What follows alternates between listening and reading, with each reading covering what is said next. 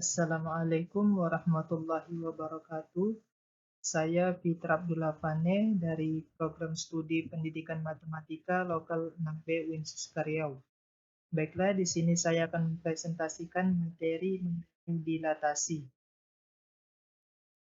Baik, di sini dapat kita lihat peta konsepnya, bahwasanya PPT ini berisikan yang pertama aplikasi, definisi, unsur-unsur penting, berpusat di titik O 0,0 dan berpusat di titik P, A, B.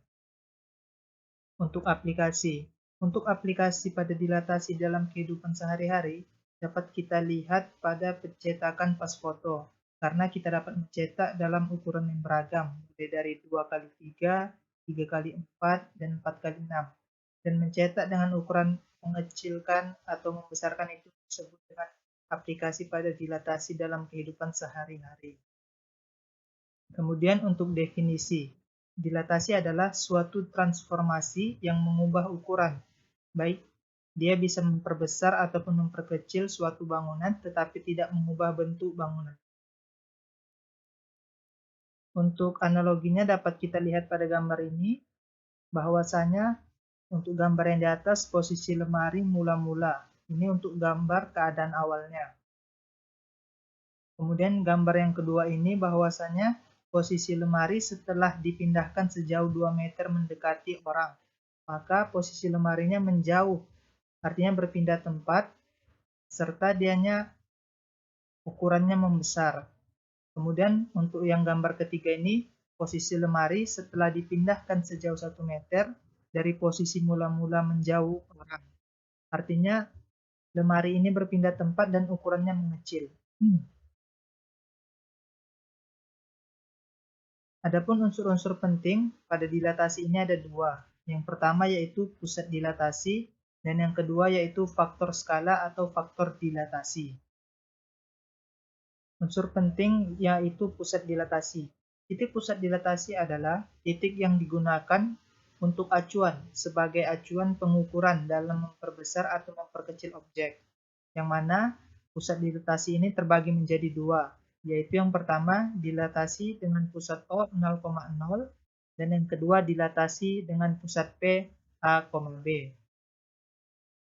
Kemudian unsur-unsur penting faktor skala atau faktor dilatasi, yang mana faktor dilatasi adalah perbandingan antara jarak bayangan dari pusat dilatasi dengan jarak titik mula-mula dari titik pusat dilatasi. Nah, di sini kita misalkan K adalah faktor dilatasi, maka akan berlaku hubungan sebagai berikut. Yang pertama, jika K-nya lebih dari 1, maka bangun bayangannya akan membesar dan terletak sepihak terhadap pusat dilatasi dan bangun semula. Yang kedua, jika K-nya lebih dari 0 kurang dari 1, maka bangun bayangannya akan mengecil dan terletak sepihak terhadap pusat dilatasi dan bangun semula. Kemudian yang ketiga, jika K-nya lebih dari negatif 1 kurang dari 0, maka bangun bayangannya akan diperkecil, akan mengecil dan terletak berlawanan terhadap pusat dilatasi dan bangun semula. Kemudian terakhir, jika K-nya kurang dari negatif 1, maka bangun bayangan akan membesar dan terletak berlawanan terhadap pusat dilatasi dan bangun semula. Nah, untuk gambarnya dapat kita lihat sebagai berikut. Untuk gambar yang merah ini adalah segitiga awalnya, atau dilatasi segitiga awalnya. Kemudian dia dilatasikan yang hijau ini dengan faktor skala K-nya lebih dari negatif 1, maka ukurannya akan membesar, tapi posisinya atau letaknya akan sama dengan yang semulanya. Kemudian, jika K-nya lebih dari 0, kurang dari negatif 1, maka ukurannya akan mengecil dan letak posisinya sepihak dengan gambar semulanya. Kemudian yang ini, jika K-nya lebih dari negatif 1 kurang dari 0, maka gambarnya akan mengecil tetapi dia akan berlawanan arah. Kita lihat di sini titik A-nya untuk gambar mula-mulanya menghadap ke bawah, sementara yang ini menghadapnya ke atas titik ini. Kemudian jika K-nya kurang dari negatif 1, ini negatif 1 ya, maka dia akan membesar dan arahnya berlawanan dengan gambar semulanya. kemudian berpusat di titik O 0,0. Jika titik P, X, Y didilatasi terhadap pusat O 0,0 dan faktor skala K, didapat bayangan P aksen, X aksen, Y aksen. Maka X aksennya itu adalah K dikali X, dan Y aksennya adalah K dikali Y, dan dilambangkan dengan O, K. Maka dapat dituliskan seperti berikut, yaitu P, X, Y yang mana didilatasikan pada pusat O dengan faktor skala K. Maka akan dihasilkan P aksen dalam kurung K dikali X, K dikali Y. Untuk contohnya, di sini diketahui segitiga ABC dengan koordinat titik sudutnya adalah A 3,1, B 2,2, dan C 1,2. Tentukan bayangan dari titik-titik sudutnya jika dilatasi terhadap titik pusat O 0,0 dengan faktor dilatasinya 3. Maka penyelesaiannya kita gunakan rumus yang ini. Maka untuk titik A 3,1 didilatasikan dengan titik pusat O dengan faktor skala 3. Maka aksennya dapat 9,3, yaitu dari K dikali X, K-nya tadi 3, dikali X-nya ini 3, maka 9, dan K dikali Y, yaitu 3 dikali dengan Y-nya ini 1, maka menghasilkan 3. Kemudian untuk B-nya 2,2, didilatasikan pada pusat O dengan faktor skala 3, maka dihasilkan B aksennya 6,6. Kemudian untuk titik C 1,2, maka dihasilkan faktor dilatasinya atau bayangannya C aksen 3,6.